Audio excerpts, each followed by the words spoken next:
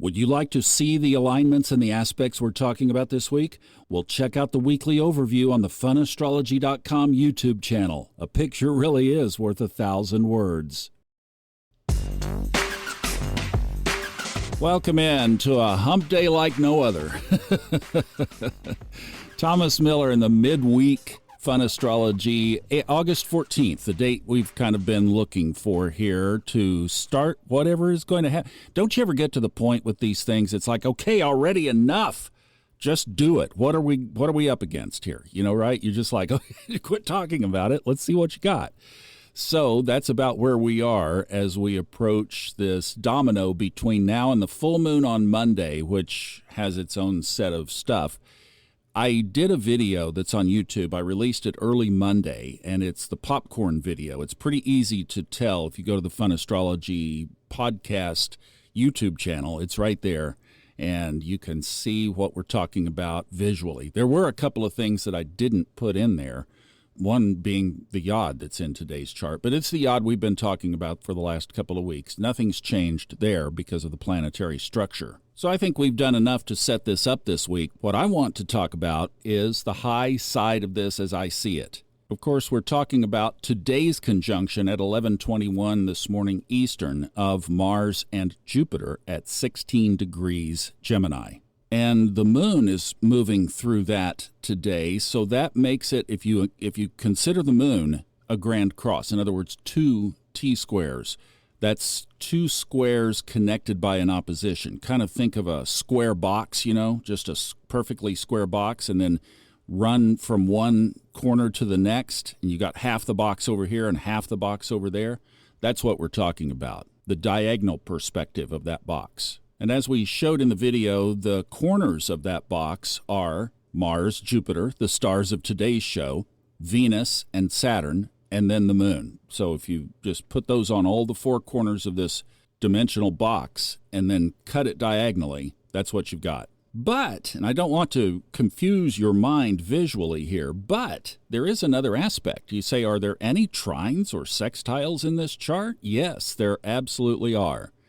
And kind of the same thing, a short little stubby pyramid, and on the base of that short little stubby pyramid are Pluto and Uranus and Neptune.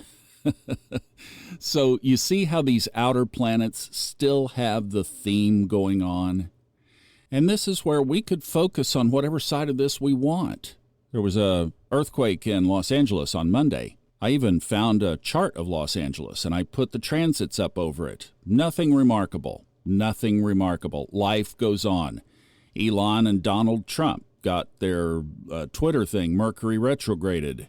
Life happens. You know, I just don't say that we pin these things on an astrological aspect. And I mean, if we look at the world, don't we have enough going on? I mean, isn't that, do you want more? I mean, really? So, you know, this is where let's just focus ourselves on the high timeline side of this. I said in the video, the popcorn video, and I say here that if you're looking to start something, yes, even with Mercury retrograde, you could start laying the foundation under this aspect. This is a good time. And I'm not talking about 11:21 this morning Eastern. I'm talking about broadly. I mean, if you've been working on it for the last couple of weeks, keep on keeping on. But we can't ignore that at the same time we have all this red mark stuff in the chart. Those are the negative aspects.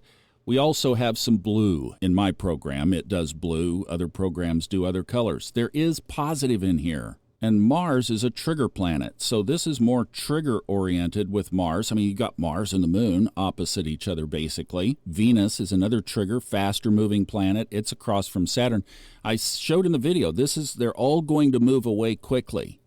But the big stalwarts that are there are Uranus, which rules astrology. So all of you who are looking to do an astrological practice, this would be a great time to do a course, or a Mercury retrograde review course.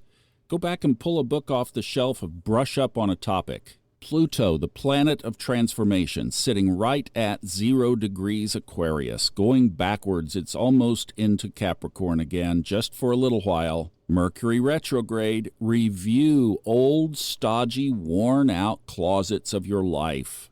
That's so last degree of Capricorn. See, the sky paints us a picture, and then we plug into that picture.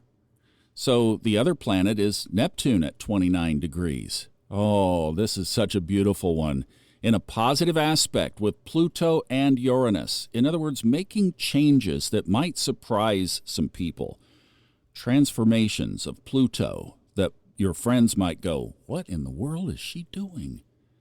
And yet, Neptune is sitting there at 29 degrees, and you just got this epiphany that you need to let go of this or that. And particularly around the truth. How are we not telling ourselves the truth? How are we not being real with ourselves? You can't ignore that big theme as you're looking at this chart. So there are lots of positives. If this is a big popcorn week and stuff happens, okay. But it's shifting things. See, it's changing. Pluto heading toward 29 degrees. That's a closure. Neptune, 29 degrees. Have you not been marveling at how all these truths are coming out, like all this stuff getting exposed? Well, just go inside and do that in your own life. What is something that I can just release now that doesn't need to become public? Just let it go. It's a further theme in the high timeline band. Just beat to that drum. Right?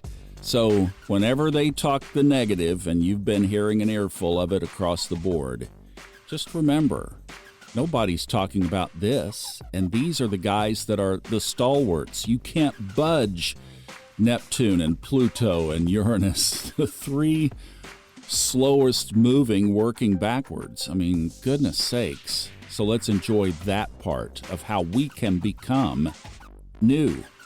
And focus on that over the next week. I love you. Big hug. See you back tomorrow.